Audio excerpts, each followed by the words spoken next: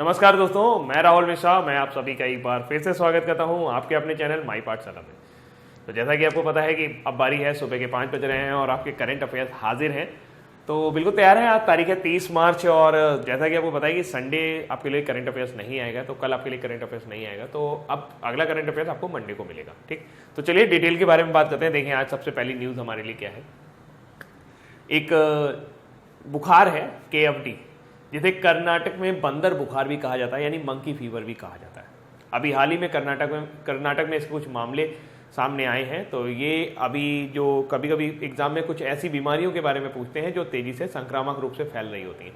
तो कर्नाटक में एक जंगल है, उसका नाम है क्यासानूर, यानी कि क्यासानूर भी बोला जाता है, क्यासनूर भी बोला जाता है। तो वहाँ पर इस जंगल के इस बुखार जिसका नाम है क्यासनूर फॉरेस्ट डिसीज, यानी कि क्यासनूर जंगल बुखार, जिसे क्या कहा जाता है, जिसे मंकी फीवर भी कहा जाता है, क्योंकि ये सबसे पहले एक बंदर में पाया गया था। 1957 में उस समय हुई थी जब क्यासनूर जंगल में एक बीमार बंदर का उपचार चल रहा था। तब से हर साल 400 से 500 मनुष्य भी प्रतिवर्ष इस रोग से शिकार होते रहते हैं। इसमें होता क्या है, इसमें तेज बुखार आता है, कभी कभी लकवा भी मार जाता है, और कभी कभी ये बंदरों में तो इतना ज़्यादा प्रभाव डालता है कि उनकी मृत्यु तक हो जाती है। लेकिन हाँ, मनुष्यों में मृत्यु तक केस नहीं होते, लेकिन अगर ये आपके शरीर में प्रवेश कर जाए या किसी के शरीर में प्रवेश कर जाए तो बिल्कुल उसका वही वाला हाल हो जाता है जैसे हीमोफीलिया में हो जाता है। जैसे कि ऐसा हो जाता है कि रुधिर जो थक्का है वो बनता ही नहीं है, और जो अगर आपके कहीं घाव वगैरह हो जाए तो रक्त रुकता नहीं है, रक्त लगातार बहता रहता है। तो इसके बारे में थोड़ी सी जानकारी ले लेते हैं। क्यासनूर KFT वायरस एक हाइटिक नामक जीवाणु में कीटाणु में पाया जाता है। हाइटिक जानते हैं क्या होता है? हाइटिक आप अगर मैं अपने यहाँ की लैंग्वेज में कहूँ तो इसे किल्नी कहा जाता है। किल्नी आपने देखी होगी, जो कुत्तों में पाई जाती है, बकरियों में पाई जाती है, जो छोटी छोटी से जीवाणु टाइप के होते हैं। मतलब वो ऐसा लगता है जैसे जुए का बड़ा रूप है। तो आप समझ गए होंगे कि हाइटिक किसको बोलते हैं। तो हाइटिक नामक कीटाणु में पाया जाता है, जिसे हीमोफिलिसेंस स्पिंगजेरा भी कहा जाता है। एक बार यह वायरस लग जाता है तो यह आजीवन शरीर में बना रहता है। इस वायरस को फैलाने का काम अधिकतर टिक द्वारा संक्रमित चूहे, छछूंदर और बंदर करते हैं। इस वायरस के चलते एपिजूटिक्स हो जाता है, यानी कि बंदर क्या हो जाता है, उसका पूरा का पूरा रक्त निकलने लगता है, रक्त बहने लगता है, नसें फटने लगती हैं, इतना तेज बुखार आता है। तो बहुधा मृत्यु को प्राप्त हो जाते हैं। मनुष्य भी KFT का शिकार हो सकता है यदि उसे कोई टिक काट ले, यानी कि जो किल्ली वगैरह होती है वो उसे काट ले, या वो संक्रमित पशुओं के संपर्क में आ जाए। जैसा कि आप देख रहे हैं, ये है आपका टिक। तो ये थोड़ा सा आप देख पा रहे होगे इसका कि ये है, और इससे बंदर संक्रमित होते हैं। फिर बंदर से जो अगर आदमी इसको छू ले तो उसमें संक्रमण फैल सकता है। मनुष्यों से मनुष्यों में इसका संक्रमण नहीं होता। तो कौन सा बुखार है, किस बुखार को मंकी फीवर कहा जाता है? तो क्यासनूर बुखार को मंकी फीवर कहा जाता है। क्यासनूर कहाँ है? क्यासनूर आपके कर्नाटक में है, क्यासनूर फॉरेस्ट। अगली जानकारी की तरफ चलते हैं। अगली जानकारी है ग्रेप्स 3 से। एक्चुअल में भारत में ऊटी में एक दूरबीन लगी हुई है बड़ी सी, जिसको कहा जाता है ग्रेप्स 3 म्यूऑन दूरबीन।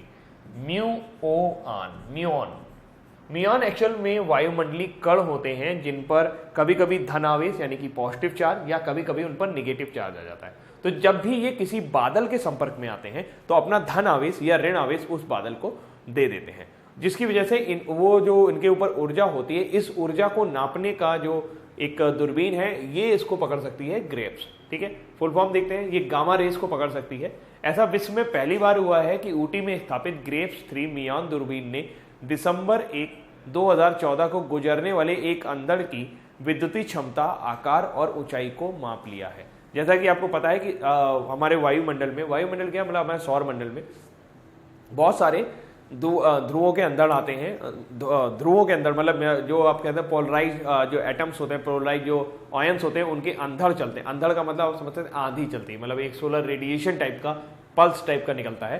तो अभी 2014 में जो पल्स आई थी उसका अभी उन्होंने एक अंदर की विद्युतीय क्षमता, आकार और ऊंचाई को नाप लिया है। किसने नापा है? वो है ग्रेप्स 3 नामक दूरबीन ने। ये कहां पर है? ये आपकी ऊटी में लगी हुई है।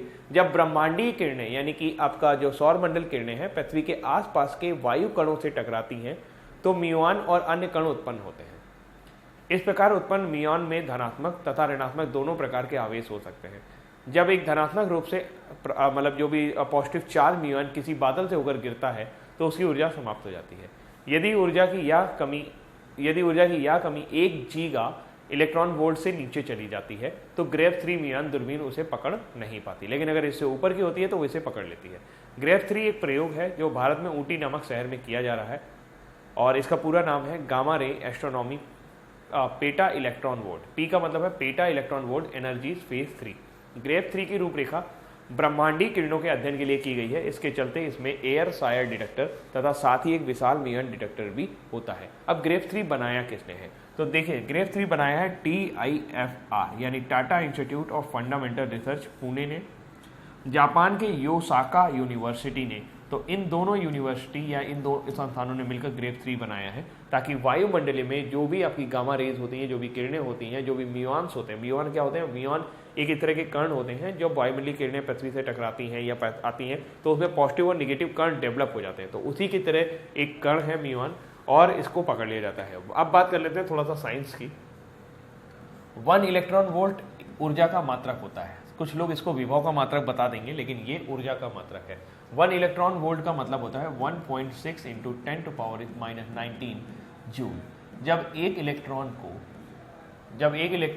जब भी कोई इलेक्ट्रॉन एक इलेक्ट्रॉन होता है और मतलब कोई भी एक इलेक्ट्रॉन है उसको अगर आप 1 वोल्ट से त्वरित करें या 1 वोल्ट से एक्सीलरेट करें तो वो जो ऊर्जा प्राप्त करता है या वो जो ऊर्जा रिलीज करता है उसको 1 इलेक्ट्रॉन वोल्ट ऊर्जा कहा जाता है और ये है 1.6 × 10⁻⁻19।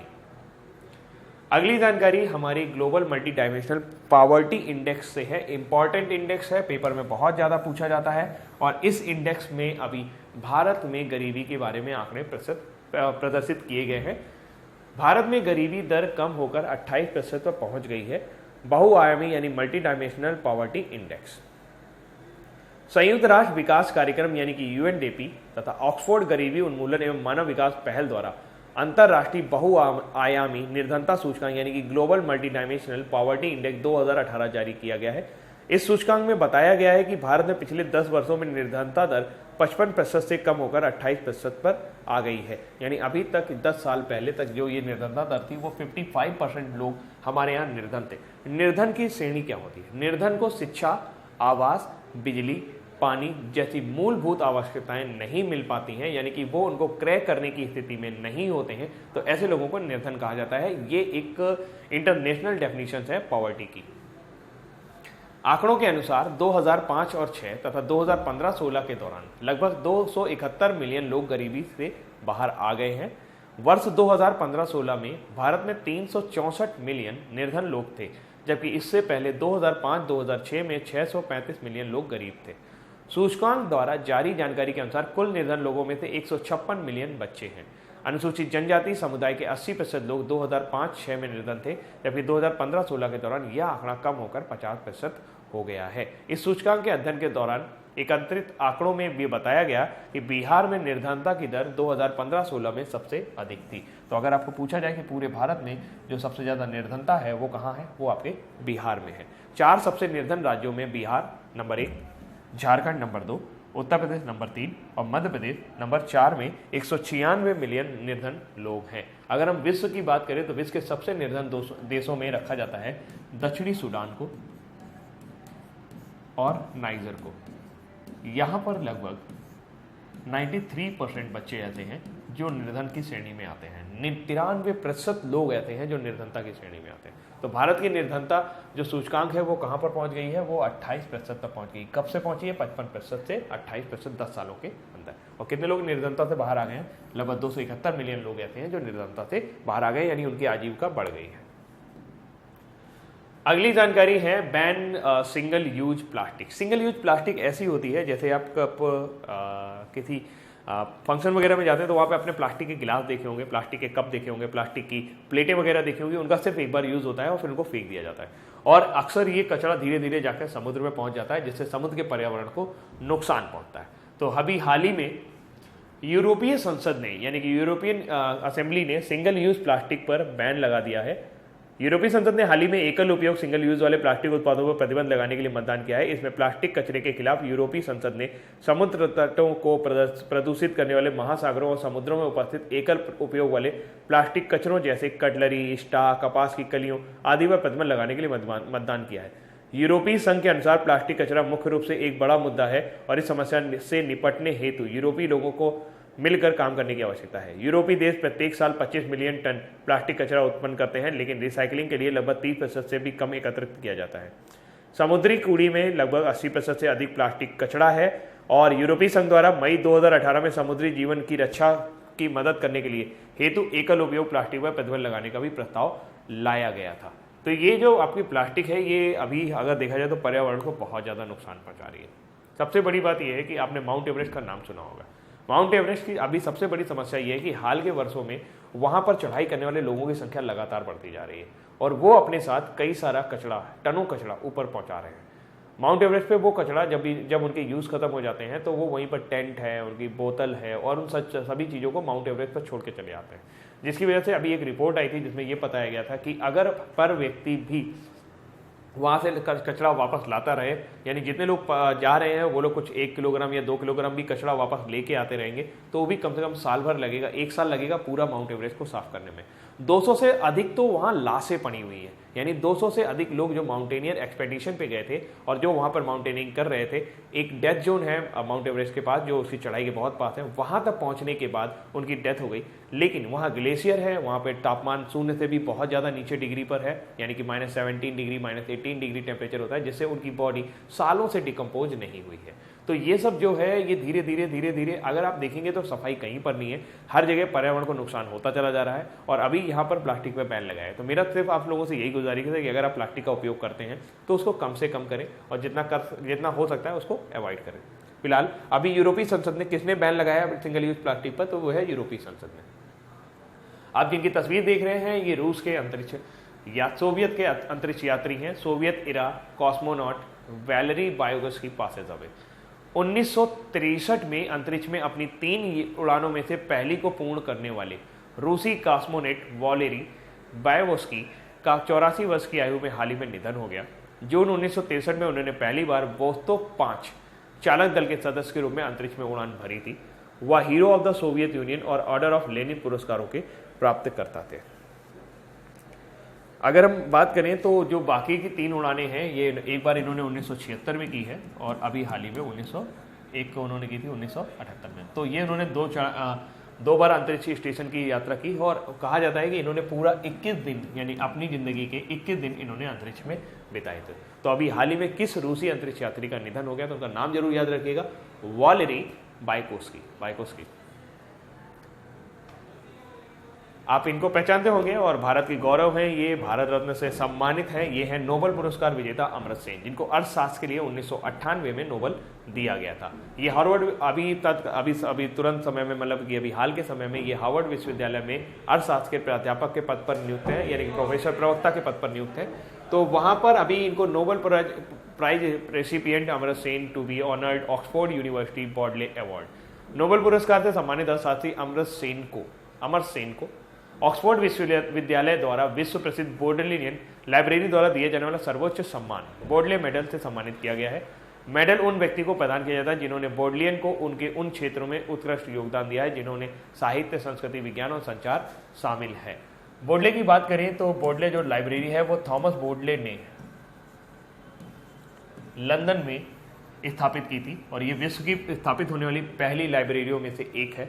तो थॉमस बोडले ने एक लाइब्रेरी स्थापित की थी जिसका नाम है बोडलियन लाइब्रेरी। बोडलियन लाइब्रेरी की अगर हम बात करें तो थॉमस का जो जन्म शताब्दी वर्ष है वो 1543 से लेकर 1643 के आसपास का है। तो आप समझ सकते हैं कि उस समय इन्होंने ये लाइब्रेरी वहाँ पर स्थापित कर दी थी ऑक्सफोर्ड यूनिवर्सिटी में। और अब ये जो लाइब्रेरी है हर साल शिक्षा, साहित्य, संस्कृति, विज्ञान और संचार जो भी इसमें अच्छा उत्कृष्ट प्रदर्शन करते हैं उनको ये अवार्ड दिया जाता है। अमर्त्य सेन को 1998 में अर्थशास्त्र का नोबेल प्रदान किया गया था। 3 वैज्ञानिक हैं आर्टिफिशियल इंटेलिजेंस से जुड़े हुए, इनके नाम आप अच्छे से पढ़ लीजिए क्योंकि इनको अभी हाल ही में ट्यूरिंग अवार्ड से सम्मानित किया गया है। ट्यूरिंग अवार्ड जैसे कि आपको पता है कि नोबेल प्राइज़ है वो आपको आपके फिजिक्स में दिया जाता है, आपके केमिस्ट्री में दिया जाता है, आपके चिकित्सा के क्षेत्र में दिया जाता है, आपके शांति के क्षेत्र में दिया जाता है और अर्थव्यवस्था के क्षेत्र में दिया जाता है, अर्थशास्त्र के क्षेत्र में दिया जाता है। उसी तरह से उसी के कंपैरिजन में एक अवार्ड है जो टेक्निकल कैटेगरी में दिया जाता है। टेक्निकल कैटेगरी का नोबल बोला जाता है ट्यूरिंग अवार्ड। ट्यूरिंग अवार्ड क्या बोला जाता है? टेक्निकल कैटेगरी का नोबल बोला जाता है। अभी हाल ही में एआई में 3 अग्रदूत, टोरंटो विश्वविद्यालय संकाय के सदस्य और गूगल ब्रेन शोधकर्ता जेफरी हिंटन, जो पहली तस्वीर आप देख रहे हैं वो जेफरी हिंटन की है, फेसबुक के प्रमुख एआई वैज्ञानिक और एनवायू के प्रोफेसर यान लेकन और एलिमेंट एआई के संस्थापक और यूनिवर्सिटी ऑफ मॉन्ट्रियल के प्रोफेसर योशिया बेंगी को ट्यूरिंग पुरस्कार से सम्मानित किया गया है। यह एक वार्षिक पुरस्कार है जिसे association for computing machinery ACM द्वारा 1966 से कंप्यूटर क्षेत्र में स्थायी और प्रमुख तकनीकी महत्व का योगदान देने वाले व्यक्तियों को पुरस्कृत किया जा रहा है। हिंटन को कई लोगों ने एआई के गॉडफादर के रूप में भी संदर्भित किया है। अब एआई तो बहुत हो गया, एआई है क्या? AI is artificial intelligence. मैंने कल की स्लाइड में भी आपको बताया था कि आर्टिफिशियल इंटेलिजेंस क्या होता है। मशीन को इतनी ताकत दे देना कि वो मानव की तरह सोच सके, समझ सके, तर्क कर सके, आर्टिफिशियल इंटेलिजेंस कहलाता है। ये तीनों वैज्ञानिकों ने जब अपनी खोज की है आर्टिफिशियल इंटेलिजेंस को लेकर, आज वर्ल्ड में आप जो भी आर्टिफिशियल इंटेलिजेंस देख रहे हैं, गूगल का डीएनए कहा जाता है आर्टिफिशियल इंटेलिजेंस टेक्नोलॉजी को। यानी गूगल आज जितना भी काम कर रहा है आपके फ़ोन में, आपने जो भी जब आपने पहले फ़ोन खरीदा था तो सबसे पहले आपने जीमेल की एक आईडी डाली थी। एक्चुअल में आज जितने भी एंड्रॉयड वर्क कर रहे हैं वो सभी जीमेल की आईडी पर वर्क कर रहे हैं और गूगल के पास सभी का लगभग एक्सेस है। तो जो आर्टिफिशियल इंटेलिजेंस है वो गूगल समझ जाता है, जब आप यूट्यूब पर देखते हैं तो कैसे आपके द्वारा देखे गए वीडियो के थ्रू वो चीज़ें सेलेक्ट हो जाती हैं और आपने एक वीडियो जैसा देख लिया होता है उसी तरह के और वीडियो भी आ जाते हैं। तो ये आर्टिफिशियल इंटेलिजेंस के छोटे छोटे पार्ट हैं। आपने टर्मिनेटर और रोबोट जैसी पिक्चरें देखी होंगी जो रजनीकांत द्वारा अभिनीत है, वहाँ पर भी आर्टिफिशियल इंटेलिजेंस का प्रयोग दिखाया गया है। उस चीज़ को ही आर्टिफिशियल इंटेलिजेंस कहता है। तीनों वैज्ञानिकों को डर है कि इन्होंने जो खोज की है कहीं भविष्य में उसका दुरुपयोग ना हो जाए। अमेरिका, चीन और रूस जैसे देश जो बड़े टेक्नोलॉजी में सक्षम हैं और कहीं इस टेक्नोलॉजी का गलत यूज़ ना कर लें। तो अभी हाल ही में आपको क्या याद रखना होगा, इतनी कहानी बताने का जो मेरा मकसद रहता है वो यही रहता है कि अगर आप इतनी कहानी सुनेंगे तो निश्चित रूप से यहाँ पर आपका ध्यान बना रहेगा कि 3 वैज्ञानिकों को आर्टिफिशियल इंटेलिजेंस के लिए ट्यूरिंग पुरस्कार मिला था। नाम जरूर याद रख लीजिएगा, ठीक है। चलो अगले स्लाइड पर जाते हैं। अगली साइड है, आप इनको पहचानते होंगे, डीके जैन है। ये बीसीसीआई ओम्बुड्समैन यानी कि बीसीसीआई के लोकपाल जस्टिस डीके जैन को अब एडहॉक एथिक्स ऑफिसर के रूप में भी कार्य करना होगा। सुप्रीम कोर्ट द्वारा नियुक्त बीसीसीआई के जो लोकपाल हैं पूर्व न्यायमूर्ति डीके जैन रिटायर्ड हो चुके हैं। अब एक तदर्थ आधार पर यानी एडहॉक पर भारतीय क्रिकेट बोर्ड के एथिक्स अधिकारी के रूप में काम करेंगे। भारतीय क्रिकेट बोर्ड कंट्रोल बोर्ड के अनुसार इसके संविधान में प्रावधानों के हितों के टकराव संबंधित मुद्दों को निर्धारित करने और तय करने के लिए एक नैतिकता अधिकारी की आवश्यकता होती है कि हमें किस चीज़ को किस तरीके से करना चाहिए।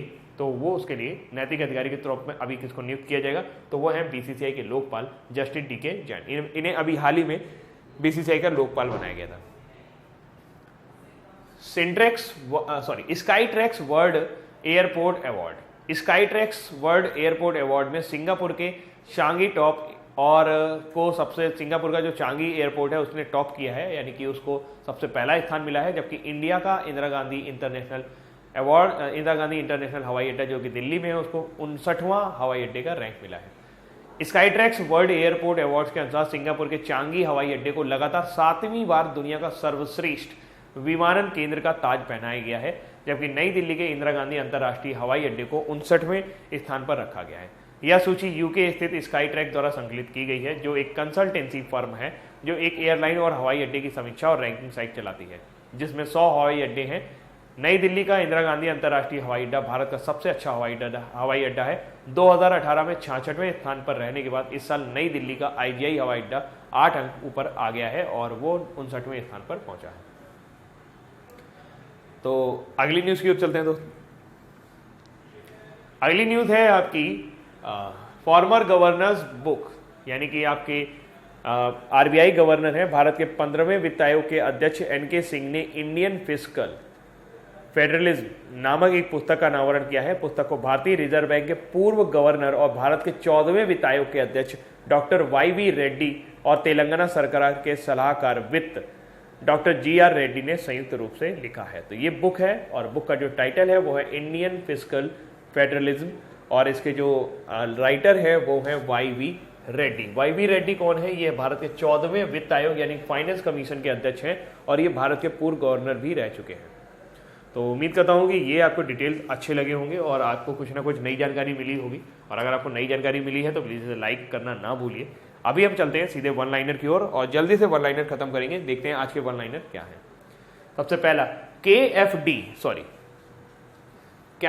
क्यासनूर जो कि कर्नाटक में है, क्यासनूर फॉरेस्ट डिसीज जिसे मंकी वायरस भी कहा जाता है, मंकी फीवर भी कहा जाता है, वायरस किस कीटाणु में पाया जाता है? ये हाइटिक नामक एक कीटाणु होता है, उसमें पाया जाता है। मैंने हाइटिक के बारे में आपको बताया कि ये थोड़ा सा हमारी भाषा में से किलनी कह सकते हैं आप, जो बंदरों में पाया जाता है, कुत्तों में पाया जाता है, भेड़ बकरियों में भी पाया जाता है। ये ऊटी में स्थापित किस दूरबीन ने दिसंबर 1, 2014 को गुजरने वाले एक अंधड़ की विद्युतीय क्षमता, आकार और ऊंचाई को माप लिया है? तो वो है ग्रेव 3 मियॉन। अभी तक ये कैलकुलेशन ही कर रहा था शायद। Global multidimensional poverty index 2018 के सूचकांक के अनुसार भारत के पिछले 10 वर्षों में निर्धनता दर 55% से कम होकर कितने प्रतिशत पर आ गई है? तो दोस्तों वो आपका 28% पे आ गई।